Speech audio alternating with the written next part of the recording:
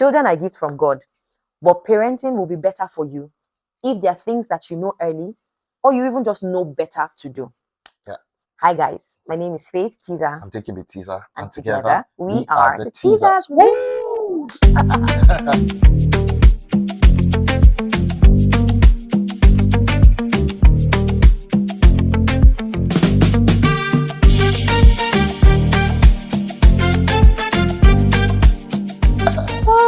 All right, so today we're having conversations we wish someone had with with us. us before we had kids. Yeah. So maybe tell me, what do you wish? What are things you wish somebody told you or spoke with you about before having kids?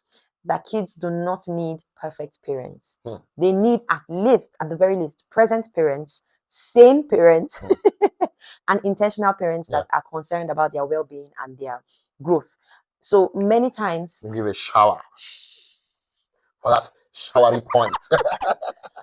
Yep. So good homes are not homes that are void of mistakes. Yeah, that's there true. are many good homes that there are mistakes here and there, but there's the commitment to make things better.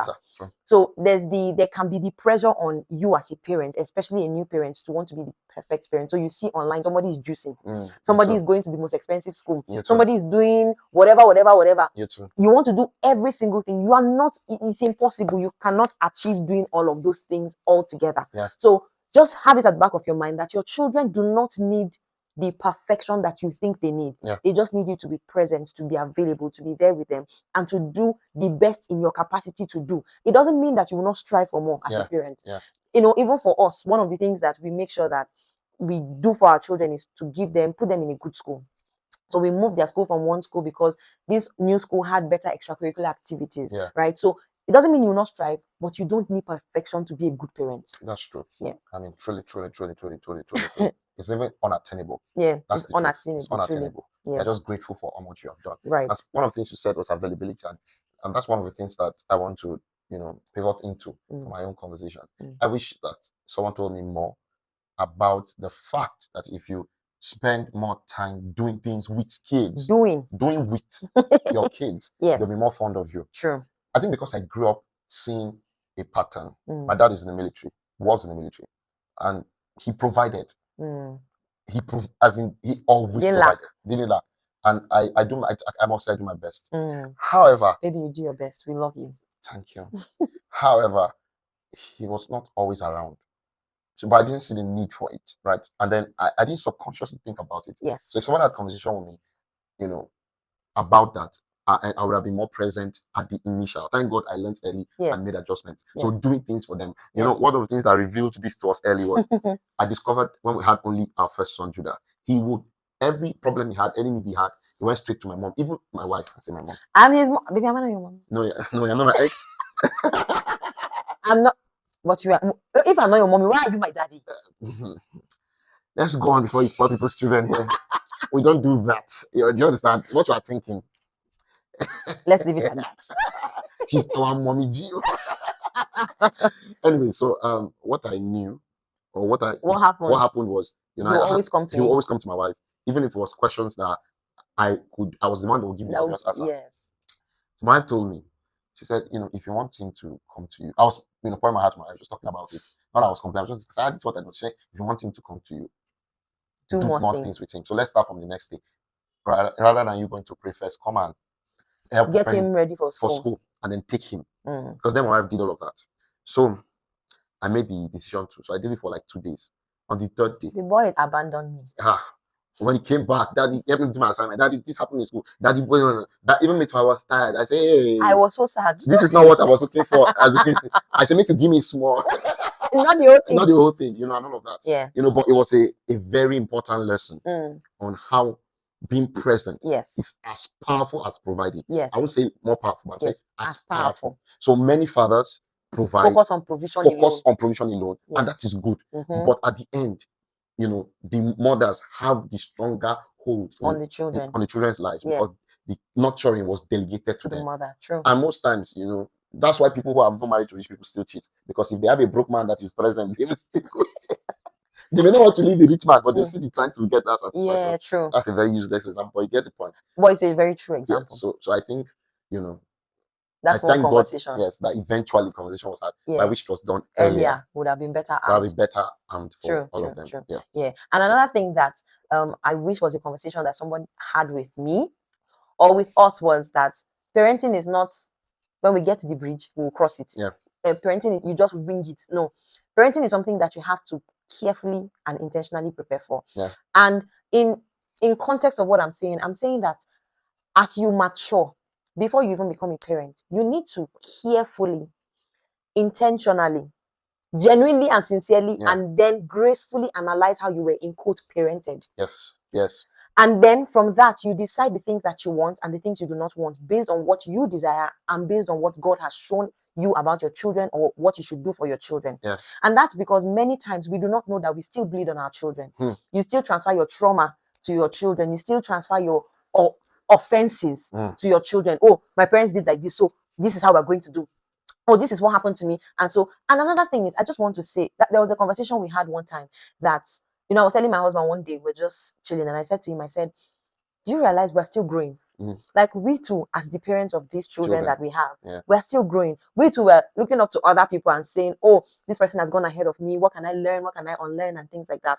But these children are seeing you as their El Shaddai, everything that they have. And I'm saying that to say that we don't give our parents grace, because they too were navigating life. They had some storms and problems that you can't imagine that they were going through or they were facing. You just wanted it to. In fact, most times we just wanted our parents to be like the parents of our friends. So where we capitalized on the 20% out there and forgot the 80% our parents were working hard to give. Right? So parenting is not just bringing it. You have to be intentional about it. You have to carefully sit down and say, okay, for me and my children, this is what I want to do. So yeah, that's something that I wish I didn't have to just wing it from the beginning. It's something that we also learned, but we had already, started the process. So that's true. That's true. In fact, I just want to add one statement to what you said. Yeah. I've said a couple of times. I'll say it again. You will not do what you say you would do. Right. You will do what you know. That's the truth. The things you have known. I talked about trauma. So whatever bad parenting you got, you will transfer it to your children. Because as much as you may not like it, it is all you have known. True. That's what you've known. So if you don't intentionally condition yourself to do better, you will just repeat it because the situations will not announce to you when they are coming to demand demand your parental skills. Yes, true. I think on my own part too is knowing that children are not as stupid as or ignorant, no matter their age, whether 1, 2, 3, 4. Just knowing that children aren't ignorant and that children have the capacity to understand with you if you explain to them in detail. Right. I know some children used to run mad. You can't. You're not all the same. You get it. In this world, for people to be unique, some people are extremely mad. Some people are extremely stupid for them to be unique. So it starts from childhood. Right. And those are things that were passed on generationally. Right. But I'm saying that on level grounds, if you tell your kids why something shouldn't be, apart from the African mentality of flogging and beating, they may understand it too. I use may because of the probability that your kid may be special. Yeah. So if you notice your kid is special, you better give special attention. Right. Give special attention. Yes. But on a soft, it's like level ground where the average kid stays. If you intentionally tell the kid why something can happen. I remember one time, our son entered the store. He wanted a particular toy. It was too expensive. I think as at then it was 100 and something. And I liked it too. And I could see his eyes. He wanted it too. But initially, I waved it. I was like, let's go. But then I just felt the nudge to tell him, see, this is why. This is why. For now, we're doing this and this and this. Do you see what we did in the house? You see what we did in the house? This is what we did. These things, we cannot buy it now. But in the next, maybe like 1 year or a few months, we'll come back. So he asked a few questions. And then he was happy with it. It was okay. And left it. I said, okay, what if we get this for you for now? Then we just bribed him with something else. And he appreciated it and never stopped. In fact, we use the opportunity to also teach that, for some things, you don't also need to ask your parents all the time. Sometimes talk to God and He'll make it happen. And then he built his own character or culture of talking to God about it. And come say, I've prayed to God about this thing. So he's still telling you, but he's saying, I've talked to God so that you are aware. In fact, baby, sorry to cut you. There's something that he also does. Now that he has younger ones, when he sees them doing the same thing that he did years ago, he's now the one explaining. Can't you see that mommy and daddy have done this? Can't you see, wait, you cannot buy it now. Or you are not supposed to have it now. Oh, it's not good for you. You wait, when you are older, then you can use this thing. So because my husband explained to him, he came up hither in a level of maturity that Yeah. he can also now mentor or teach his younger ones what is right, what is not for now, and what is for the future. Exactly. Mm. So children aren't that stupid. Yes. Don't just shove them and say, no, go. No. Tell them. Mm. And if you tell them, you'll be fine. Yeah. And it's just coming from what my husband just said. Yeah. Something happened one day. I was in my father's house, so my elder brother was there. Then something happened, I can't remember, and I responded to my son. I said, because I said so, it's my turn to do it. It felt nice, but this is what my husband is saying. Don't just say because you are in the position of authority to just shut them down. So many times explain to them and they'll understand. But then another conversation that I wish someone had with us before we had a baby is that children see the good, but they very much see the bad. So we say that children learn from what they see rather than what you say, which is true. And we usually say it in reference to the good things. But it also means that they see the bad things. So parenting is a call to actually improving yourself and building your character so that you are not teaching them the bad things about yourself by what you do, by how you respond. When you are offended, when you are overly stimulated, you just respond in a certain way. You have to train yourself, work on yourself so that you reduce or minimize how many bad things you do because they start to pick it. You know what happens? They start to respond that way because they think they're like a blank slate. What they see you do is what they will do. So when they see you respond a certain way, they too start to respond a certain way. My husband and I, the honest truth is sometimes when we see some things in our children, we have conversations and we're like, are we the ones doing this? Are we responding to these children so they are always now shouting? What are we doing? And so it makes us to, there was a time we discovered that some of the words that we're using were not the best words. Not that we're using insulting words or, vulgar words, but some of the words were not things that we want in our home. And so we came up with something. I'm laughing because one day I said it to my husband, I said, please leave me. So we started to say, if we just hear somebody saying something, we'll say esoteric words. That's higher words. So instead of saying, what's wrong with you? You're very stupid. In fact, we don't even ever say you are very stupid. Why you behave? Why you behaving foolish? So sometimes we don't want to use even words like that. So when somebody says we're just like esoteric words, in the moment it's annoying, but it's something that you have to do because they're seeing the good and then they're also seeing the bad. So parenting is not just about building good character in the kids. It is working on your own character to reveal the good in you. Yeah, that's true. So I think this flows from your thought flows into the thought I wanted to share about the conversations to have. Maybe when I was younger, I thought about it too. I really thought about it, but I didn't put a conscious effort to want to, put it into practice. And I strongly believe, based on my evidence, it may not have been scientifically, I believe it, that you are your child. Yeah. Or your child is you. Yes.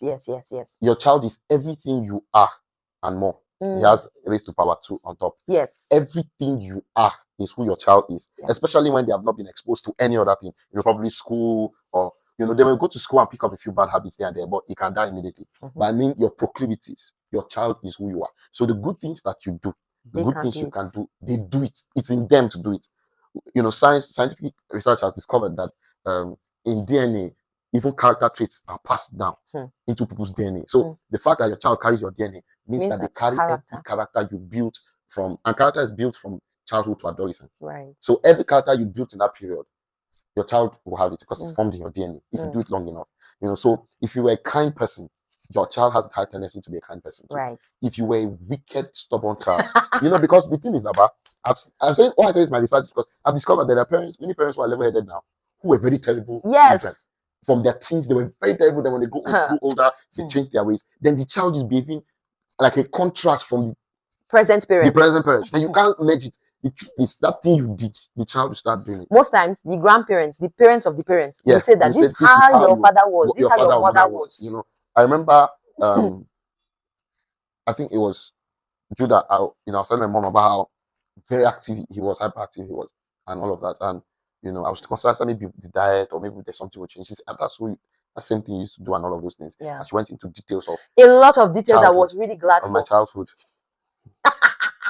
So I'm just like, see what you're making me deal with. My childhood. One that stands out in an extraordinary measure is how much my son loves to dance. Yes. She always says it when she sees him dancing. I danced a lot as a child. I danced a lot as a teenager. In secondary school, university, I even won competitions and all of those stuff for dancing. So then your child has an unhealthy, I'm saying it, an unhealthy obsession with dancing. He's always dancing. So and I see the progression. I'm just like surprised. He's in dance club in school. Yes, that I watch videos to learn how to dance. Then I remember how those days we used to watch the musicians, watch how they break dance. I would sneak watch. My mom didn't really like it when I was older because she wanted me to be a very good focused firstborn. My mom's mantra is that the firstborn is correct, every other person will be correct. Right. So I didn't play games. I didn't do anything firstborns. Many people did as children because she thought perhaps it probably worked. It worked for me because my siblings see me as a good example. Sure. So even your parents, they set me as a standard to follow. So yeah, but you are your child. So your child is you. Your child is you. So I knew, and my wife in one of those days had to inform her. One of the times I was disciplining Judah, I said, "Leave me. I know what I'm doing because I can see his proclivity, my proclivities in him." True. And one of the ways I was helped, for me, what worked was the discipline. So the form of discipline, not being wicked, the form of discipline took the thing away, and it worked. Yeah. Because I said, okay, this boy is me. So what what will work? What will work for me? Let it work for him. Right. And it actually and it worked. Because just mere words will not work. Yeah. I needed to see clearly, consequence. And so I learned consequence early, and it has helped me even as an adult. I anything I do, I'm aware of the consequence. Right. So I don't tread carelessly when I take actions or do things. So he too now, his own is different, and even our kids, the others, we now discover, okay, this one will work for you. Yes. This will work for you. This one is a blend of two. This one is one person exactly. Baby, I want to even add one thing. I just remembered one conversation I wish someone had with me. Is that all kids are not the same? Yeah. All kids are not the same. That's true. What works for one may not work for the other. Yeah. And that was something that I know our parents did because they didn't know better. Yeah. They treated everybody the same. So for some people got away with more because there was a way everybody was treated. Meanwhile, some people were more affected by the mode of discipline because they just felt one size fits all. One size fits all. But every child is different, and that's something that we have learned. And so the way we treat our first son is not the way we treat the second son. It's not the way we treat the girl. So everybody is different. And another thing is that, still in line with this, is that their destinies are different. So what is demanded for their destinies, you have to curate your parenting for each child, even though you are still a parent to every one of them. That's true. Yeah. So no child is the same. So you can't treat each child the same. That's true. Yeah. And then for me, I think last for me was just the emphasis. It was said on a casual level, but just the emphasis that children will greatly influence your relationship, either positively or negatively. So your marriage can become better because of children, or can become worse. Right. So for some people, the child or children coming seems like a distraction to both of them. And then soon enough, there's a tear. And for some parents, this one is not particular to us, but just some parents that don't know how to manage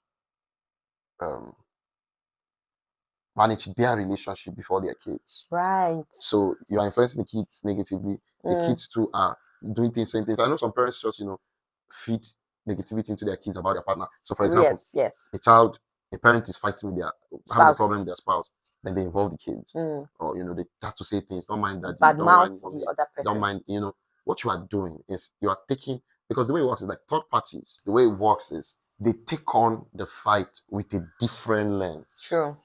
They take on the fight for what you are said with a bias from the point you are saying it, not from, because you who is fighting, you have you also have a bias. You have a bias. You have another part of you that knows that, well, maybe this would have been better. Maybe this part is my fault. But the other third part doesn't see the fault you have. They only see the fault the other person has.